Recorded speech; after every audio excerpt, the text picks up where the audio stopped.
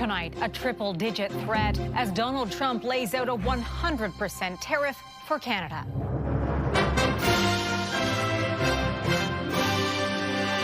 The latest ultimatum over Ottawa's trade deal with China. It's a serious statement. We'll take it seriously, but we have to control what we control. Reaction to the president as the Prime Minister pitches his Canada First agenda.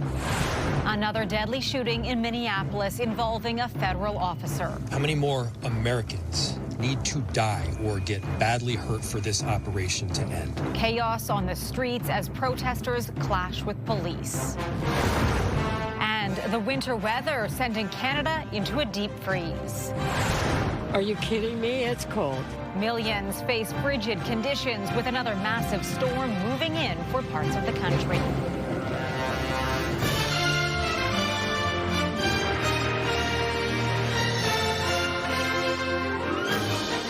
CTV National News with Heather Butts. Good evening. We are tracking two major stories tonight, including a dangerous deep freeze stretching multiple provinces. The extreme cold putting millions of people at risk, with wind chill values dropping as low as -50 for some parts of the country. We'll get to that in just a moment. First, we begin with a development in the war of words exchanged between the U.S. president and the Prime Minister this week. Donald Trump now threatening a 100% tariff on Canada over its trade deal with China. CTV's Jeremy Sharon has the reaction. It's a Saturday morning social media launched threat by U.S. President Donald Trump, who for the first time today gave Prime Minister Mark Carney a new title. If Governor Carney thinks he is going to make Canada a drop-off port for China to send goods and products into the United States, he is sorely mistaken, wrote the president, adding if Canada makes a deal with China, it will immediately be hit with 100% tariffs against all Canadian goods and products coming into the USA. A complete 180 from just a week ago. It's okay. That's what he should be doing. I mean, it's a good thing for him to sign a trade deal. If you can get a deal with China, you should do that. How are you? The news coming as ministers and MPs gathered on Parliament Hill today for a Liberal caucus meeting. You know, it's a serious statement. We'll take it seriously, but we have to control what we control.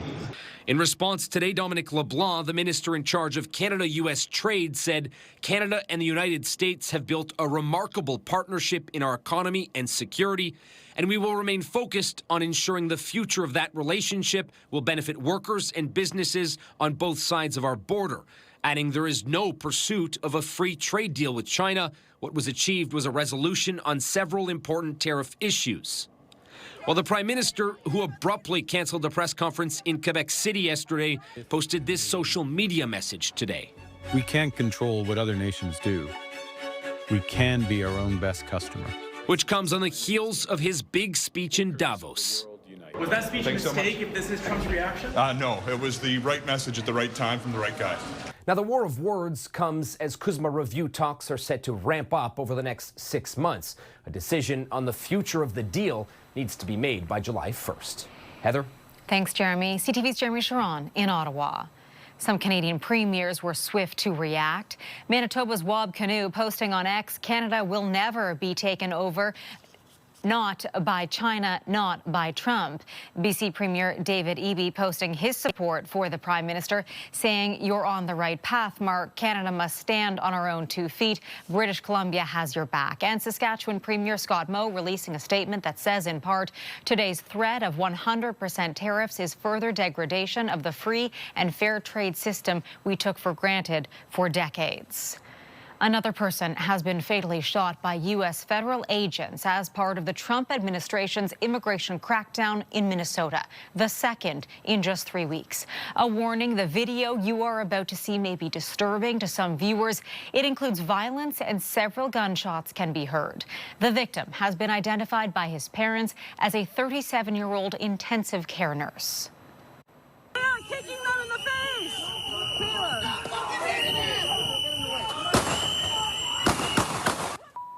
This disturbing video showing the chaotic scene in Minneapolis. A statement from the U.S. Department of Homeland Security says federal officers opened fire after a man armed with a handgun approached them and violently resisted when officers tried to disarm him. The shooting sparking furious reaction that turned the streets of Minneapolis into an urban battlefield. Thousands of protesters blocked roadways and called for immigration and customs enforcement, or ICE, officers to leave the state. The mayor of Minneapolis appealed to the U.S. president to remove federal agents and end the crackdown. How many more Americans need to die or get badly hurt for this operation to end? How many more lives need to be lost before this administration realizes that a political and partisan narrative is not as important as American values? President Trump fired back on Truth Social, accusing the mayor of Minneapolis and the governor of Minnesota of inciting insurrection and writing in capital letters, "Let our ICE patriots do their job." The U.S. Border Patrol also defended the shooting. This looks like a situation where an individual wanted to do maximum damage and massacre law enforcement. The official response to today's confrontation is drawing comparisons to the lethal shooting of a Minnesota woman earlier this month, who the Trump administration described as a domestic terrorist. Today's shooting unfolded about 2 kilometers from where Renee Good was shot and killed by an immigration officer who claimed she tried to run him down with her vehicle.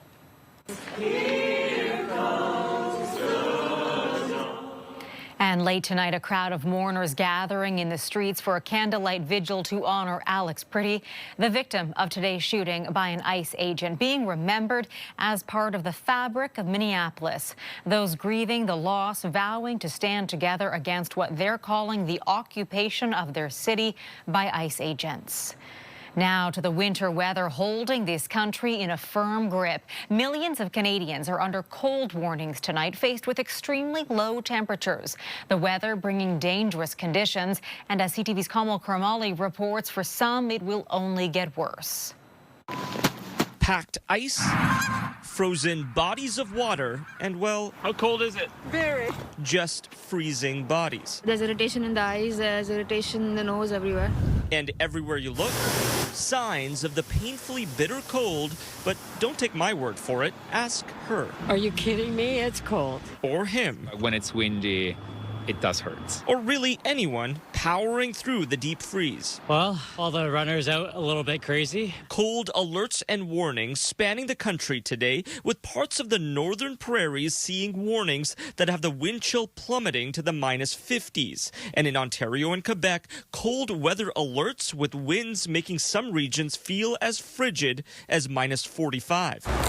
Both Toronto and Montreal have opened up hundreds of emergency warming spaces, which has meant the difference between life and death for those like Jill Whitford, who nearly froze trying to sleep outside last night. I was cold like crazy. I was shaking like you won't believe, like as if I'd seen a ghost. It's best to be inside. But finding room inside, difficult, when homeless shelters are already over capacity. And that's the reason we see so many homeless people staying in the Montreal metro system, so many people staying in the hospitals overnight, even some people staying in at the airport. Those plunging temperatures preventing planes from taking off at most of Canada's major airports. Passengers on the move not knowing if their travel plans will come to a screeching halt. Flight was changed 3 times yesterday, but we got a flight this evening. We are going home. The McDonald's getting out of town just in time, with the icing on top, a fresh winter storm, one expected to wallop southern Ontario and parts of Quebec tomorrow. Kamal Karamali, CTV News, Toronto. A massive swath of the United States also dealing with a crippling winter storm stretching from Arizona to New England. The storm system already has people digging out, and there's more to come as it rolls across the U.S. Nearly 200 million people are being impacted by the severe weather, with 17 states already declaring states of emergency. Low temperatures also adding to the problem. The frigid winter conditions of the far north add to the affordability crisis in Canada's Arctic. As Ottawa looks to establish more of a presence there, the region needs to be accessible, and housing is already a challenge. CTV's Heather Wright is in the Northwest Territories tonight with a look at what people there are facing. But this thing burns 24/7. So far this year, Terry Douglas says she's gone through 2.5 cords of wood, roughly 2,000 pieces. And January isn't even over. Well, it gets very dry in here, So Her home in Bachoco, about an hour's drive from Yellowknife, doesn't have a furnace. This wood stove is all that heats the house. I guess the mold must be inside the wall, so you can see it up there. And like many homes in the community, it's in need of repair. There's mold in the bathroom, a broken window, and a sinking foundation, which means everything tilts a little bit to the right. Well, all you need to do is drive around town and you can see. You can listen to what people are saying and drive around and see how many houses are boarded up. We spoke to more than a dozen people here today. Some have been homeless for months. Others have been waiting years for basic repairs to their public housing units. One woman says she has to keep her belongings in bins because her walls are infested with worms. A 2024 report from the Bureau of Statistics found 36% of homes here in Bachoco were not adequate for living. That is the highest across the entire Northwest Territories. But few people here wanted to speak on camera for fear that complaining will get their request pushed further down the long list. We are in desperate need of new housing in Bachoco. Bachoco's chief says her community is not alone. The housing crisis across the Arctic is widespread and urgent. And it's exacerbated by the high cost of living and challenges with addiction and mental health. Bertha Rebeska-Zoe wants to see more funding earmarked for smaller communities to help with the housing crisis. We are going to be in a desperate situation, in my view, in terms of the housing crunch and the high unemployment rate we already have. And people just can't afford to fix their homes. They can't. Both Yukon and the Northwest Territories have seen their populations decline over the last several years, with people moving to other parts of the country. Experts say a key component of Arctic security is investing in communities here to ensure they grow rather than shrink. Heather. CTV's Heather Wright in Yellowknife. Heather, thank you. An update to a W5 investigation we brought you here last night. The lawyer of a Canadian man declared guilty of murdering his girlfriend in Mexico maintains their client is innocent. The response comes on the heels of an exclusive W5 investigation into the death of Kiera Agnew, who was found beaten to death at a Mexican resort in 2023. Her boyfriend, Ryan Friesen, was initially found not guilty, but on Friday, CTV News learned it had been overturned. A Mexican magistrate declared him guilty in Agnew's death. A statement from his Canadian lawyer reads in part, Ryan remains committed to defending his innocence, including based on clear DNA evidence, and an appeal of the December 2025 decision has already been filed. As emergency rooms across this country face intense pressure, there is a push to see what can be done to ease the strain. In Alberta, doctors and healthcare advocates are turning to the public for ideas. Here's CTV's Kathy Lee with the change patients are seeking. In a room filled with voices, a couple themes keep rising to the surface at this town hall in Calgary. You're seeing the wait times. You see it when you walk into the hospital. Everybody is so rushed, so short-staffed, so overworked. This is one of multiple town halls being hosted across Alberta, meant to give healthcare workers and the public a place to talk openly about the challenges facing the province's healthcare system. Let them share their stories, their questions, and then talk about what we can do together about it. Concerns about long wait times in Alberta's emergency departments and hospital capacity in the spotlight, following the death of 44-year-old Prashant Sri Kumar, who died on December 22nd after waiting for 8 hours in an Edmonton ER. People shouldn't be dying in an ER anywhere. Strained healthcare systems not just plaguing Alberta. The latest national data from the Canadian Institute for Health Information show emergency visits continue to rise, topping 16 million last year, with patients waiting up to 8 hours in the ER before being discharged and nearly 2 days if admitted. Workforce planning and capacity building and prioritizing what we should be doing and delivering for Canadians. All provinces are failing on that. In Alberta, at least 6 preventable deaths and more than 30 near misses happened in emergency departments in recent weeks due to overcrowding, according to documents from the Alberta Medical Association. Doctors have called for a state of emergency, but the UCP said says it can manage without declaring one. The government acknowledged hospitals are under extreme pressure driven by a tough flu season, recently announcing a new physician role to help triage. We've got a lot more work that we need to do on that to figure out patient flow, but we're working at it on both ends. But many in this room don't think the government is working fast enough. They promised new hospitals, but there's no new hospitals. Worried the ER strain will get worse. Kathy Lee, CTV News, Calgary. Coming up, hungry for new business.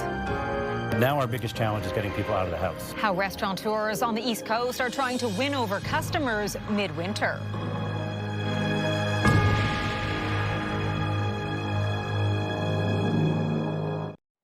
Canada's new trade deal with China may be rattling nerves at the White House, with the president issuing new tariff threats.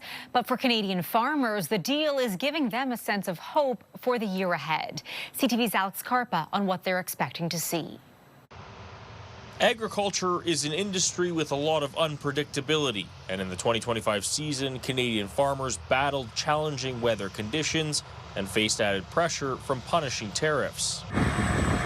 Scott Perkin farms a mix of crops in southwestern Manitoba, with canola making up about 30% of his rotation. The tariffs that were in place and some of the geopolitical things that were happening certainly made it a little bit uneasy growing canola. He closely followed Prime Minister Mark Carney's recent visit to China, which led to a deal reducing tariffs on canola seed and removing tariffs on canola meal. It's a huge step forward, but it's a small step. We need to see all canola tariffs removed, including canola oil tariffs. The agreement kicks in March 1st, but is only in place until the end of the year. Canada's Agriculture Minister recently said the government's stance on Chinese steel may have prevented a longer-term deal. A conversation that was top of mind for some farmers at the Ag Days Festival in Brandon, Manitoba. We've diversified into other crops, things like peas and soybeans to replace some of those canola acres. Hopefully the politicians can all work together and we can see some of these tariffs get lifted long term. And it's not just trade negotiations with China that farmers are paying attention to. I think I'd definitely like to see some certainty on the trade talks between the U.S. and Canada and Mexico coming up, because obviously the agreement's going to open up again here soon. Those that I spoke to say they want to see stability heading into this year's farming season, as trade disputes and tariffs in 2025 made it very challenging on many in the agriculture industry. Alex Peretti, CTV News, Brandon, Manitoba. Still ahead tonight. Brewing success, how Canadian beer makers are dealing with a dip in alcohol demand.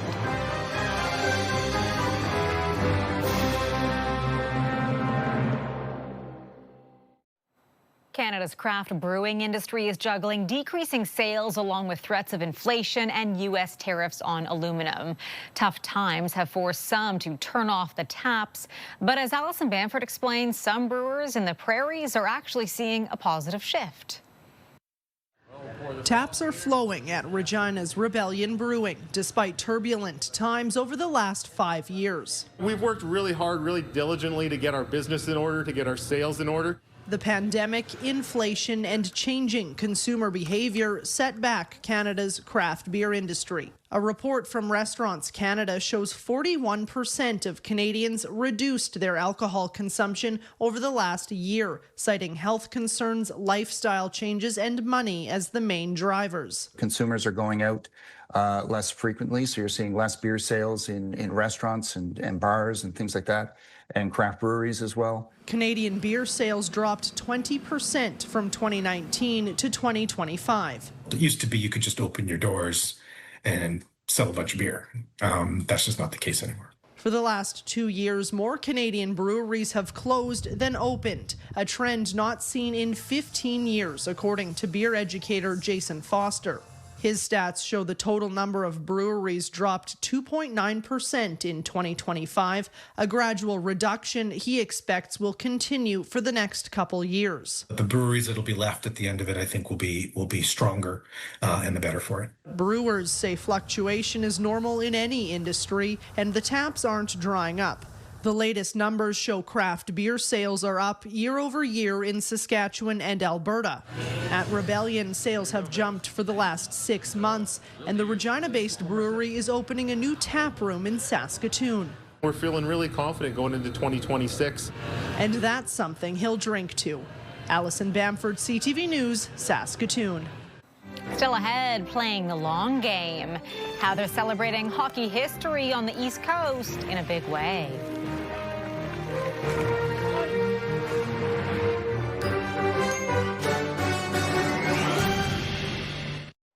This can be a tough time of year for restaurants with little foot traffic and fewer tables turning over. But food festivals across the country are trying to change that. CTV's Maria Saru with how critical this midwinter bump can be for businesses. Behind the bar, bottles are polished and put back in place. Lights click on and tables are wiped as Slaymaker and Nichols in downtown Charlottetown gets ready to open. But co-owner Steve Murphy says this is the slowest stretch of the year. Historically, the biggest issue we had was probably around costing or around staffing maybe.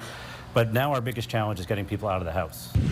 On the island, the cold months can hit harder than elsewhere, with fewer tourists and a smaller population to lean on. That's where Winter Dine comes in. The annual food festival with fixed price menus is an idea inspired by other cities, helping restaurants through the off-season. We call it R&D in our world, rip off and duplicate, which we do proudly and they share proudly. Vancouver's Dine Out is underway now. Toronto's Winterlicious starts next week, with others happening across the country. It drives traffic, but also confirms bookings early on for the restaurants. At Slaymaker and Nichols, the festival is solving a #1 problem, not just getting customers out, but when they're coming through the doors. It's more people, for sure, and it's more people on the weeknight. Times are tight. It's hard to afford to go out, and that's a challenge. And we got to find reasons to do that affordably and create a good value to get people out of the house. Businesses across the city have signed on. Down this strip, many more restaurants are participating in Winter Dine,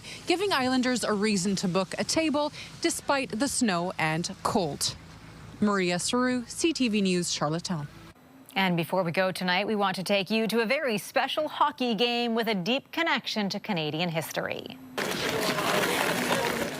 The annual Long Pond Classic taking to the ice today in Windsor, Nova Scotia, the town dubbed the birthplace of hockey. The event is not just a chance to have some fun on the ice, but also to honor the historical significance of the sport. To be able to look back and see where the great game of hockey, the best game on earth, started right here on this pond in Windsor, Nova Scotia. I mean, it's like, hello. And a lot of people probably don't know that, you know. The Classic is also a fundraiser to help with the upkeep of the Long Pond Hockey Museum. That is our newscast for this Saturday night. I'm Heather Butts. For all of us at CTV National News, thank you for watching. Good night, and I'll see you again tomorrow.